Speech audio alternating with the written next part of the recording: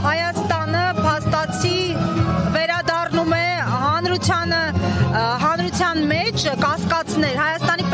պետությունը, չէ, իշխանությունները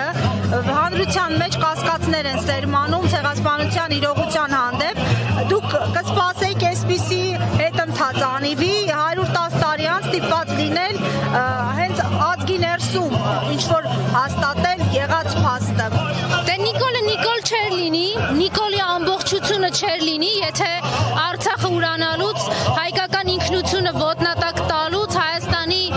սուվերեն պետության տարածքները Թուրքին հանձնելուց հետո չոտնձգեր ցեղասպանությունն ու պահանջատիրությունն ու մեր հիշողությունը։ Դե ակնհայտ է, չէ, որ թուրքական լոբինգով, թուրքական ուժերի եւ ռեսուրսների շնորհիվ Հայաստանում իշխանություն զավթածը պիտի ամբողջությամբ կազմաքանդի պետության հիմքերը, ազգային նպատակները, իղձերը։ Եվ եթե մենք 110-րդ տարելիցին ազգովի հպարտանում էինք, որ Ծիծեռնակաբերդի բարձունքում գլուխ են խորանում գերտերությունների նախագահներ, ղեկավարներ, պետական պաշտոնյաներ, դատապարտելով այդ ոճրագործությունը եւ սատար կանգնելով այդ ոճրագործության, այդ ոճրագործությունը կատարողների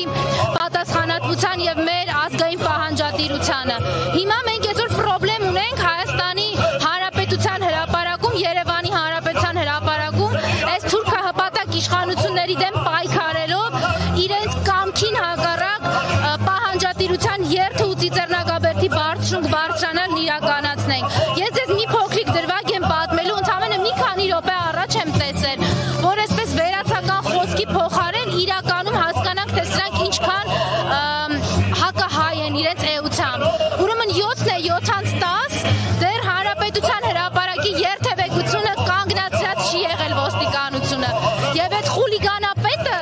ոստիկանապետ կոչվածը, որ իրականում Նիկոլի աթոռը պահելու համար է, լկտիաբար հայտարարում է, որ դե ում են խանգարում, որ այդ մեքենաները, որ երթևեկում են, ըստ էության արհեստական խոչընդոտներ ստեղծելով Հայաստանի քաղաքացիների համար, որ հանգարց Հանրապետության հրապարակում չկարողանան հավաքվել։ Ես վստահ եմ, որ Նիկոլը ամեն դեպքում այսօր նկատողություն է ստանալու Թուրքիայից եւ Ադրբեջանից, որովհետեւ իր առաջ այս տարի խնդիր է դրված եղել, որ Հանրապետության հրապարակում ընդհանրապես գետ մեկ հայ չհավաքվի։ Փաստորեն ինքը ձախողել է նաեւ այս տարի, դրա համար իրեն նկատողություն կանեն վստահաբար։ Կիրճան, հենց ազգային ժողովից սեփական սխալները չնկատելու համատեքստում փորձում են այսպես ուրիշի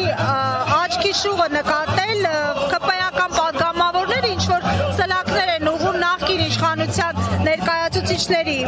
կողմը, նշում են, որ հենց նրանց կողմից է, այսպես ասած, կասկածի տակ դրել, կասեցվել ցեղասպանության ճանաչման գործընթացը, ավելին մեղադրում են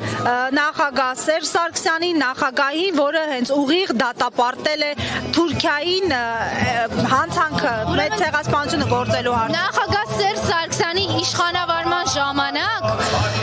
աշխարհի բազմաթիվ երկրներ ընդունել են հայոց ցեղասպանությունը, դատապարտել են հայոց ցեղասպանությունը, ընդունել են հայոց ցեղասպանությունը հերքելը քրեականացնող բանաձևեր օրինագծել։ Նախագահ Սերժ Սարգսյանի իշխանության ջանքերով է Վատիկանում սուրբ պատարակ անցկացվել։ 100-րդ տարելիցին գերտերությունների ղեկավարներ են եկել այստեղ։ Ողջ հայ ժողովուրդը արժանապատիվ ներկայացել է որպես պահանջատեր եւ ոչ թե զոհի, այլ ինքնությունը պահպանողի եւ այս անմոռաց ինքնությունը ժառանգներին փոխանցելու։ Իրենք չեն կարող դա Սերժ Սարգսյանին ներել, այնպես ինչպես չեն կարող նախագահին ներել 42000 քառակուսի կիլոմետր հայրենիք պահելը, անկախ ազատ Արցախ ու անվտանգ Հայաստան պահելը։ Չեն կարող ներել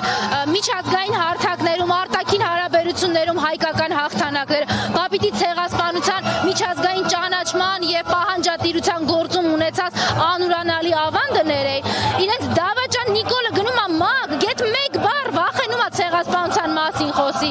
Նախագահի ցեղասպանության ուղված Թուրքիային ուղված կոչերը, որ պիտի ճանաչեք ցեղասպանությունը եւ առերեսվեք ձեր պատմության հետ, անուրանալի են։ Եվ գիտեք ինչ կա, այդ դավաճանների ասող լինի, էլի թե ում պատասխանես։ Իրենց մասին պատմությունը գրելու է, որ